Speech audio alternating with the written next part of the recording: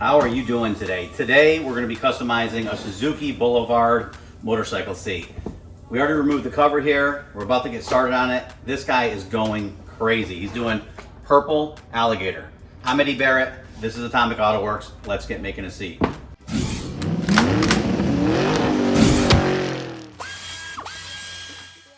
Okay, so the first thing you want to do is we gotta find our center points. What's great about a lot of the metric motorcycles is they always put a mark with, or put a mark where the center line is.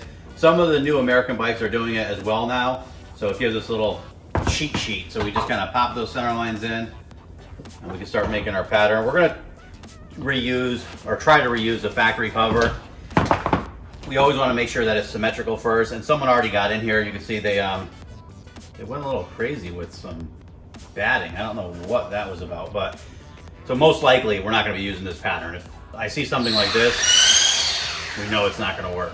Okay, so I'm pulling the stitching apart, and what I was referring to when I said the bottom here, most likely whoever did this is probably from South America. A lot of times when we bring people up here, they don't have the same materials that we do. Try to do things differently. Chances are they don't know about sew foam, or maybe they just like how that is. But anyways, they end up using this white batting material, which the reason it doesn't work is in order to make it work, you would need a sheet of material on this side of it, so that when you stitch through it, your thread actually bites the material and sucks it in and gives it depth.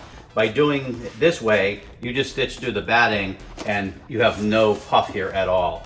Plus, this batting is not good for motorcycle seats because it balls up. So like right now, like, I don't know if you can see this, but there's like little balls, wads of that stuff in between these, which makes it super uncomfortable.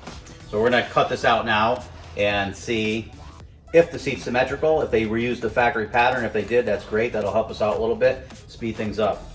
I just checked, I folded this in half, and it's fairly symmetrical. So I'm assuming the person who made this actually did go by the factory pattern that was on there. Kind of an illusion because the diamonds are actually completely off center, so it kind of throws you for a loop and makes it appear off kilter.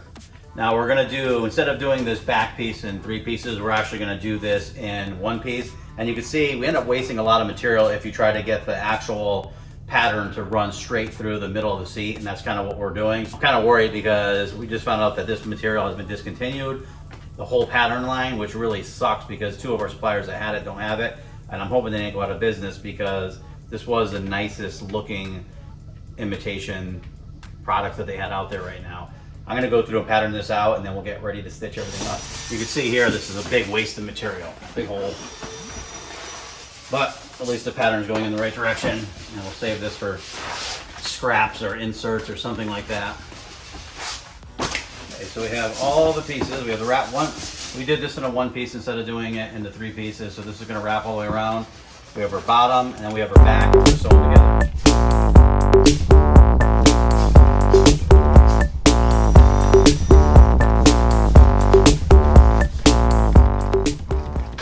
Now I'm just trimming the savage off of this seat. This is the little material that comes on the opposite side of your thread. Sometimes people leave that on, like if you're doing home furniture or if you're doing car interiors, you could actually leave this extra meat on here, and when you bring it around a corner, you could use that to actually position how your top stitch or your stitch looks. So if you have the savage going down, you'll have the bulk up here. If you turn it around and had the savage going underneath it, you can see the stitch falls on the backside.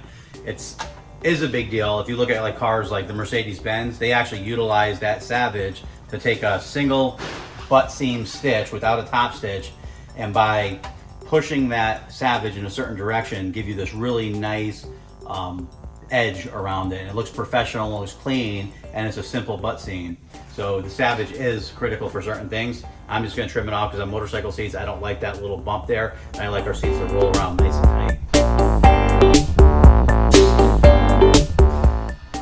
Now you can see how to customize a Suzuki Boulevard seat, or how actually we customize seats, but purple. We'll show you a picture of this. We're actually did the backrest too.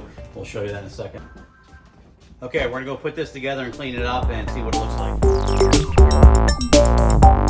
like.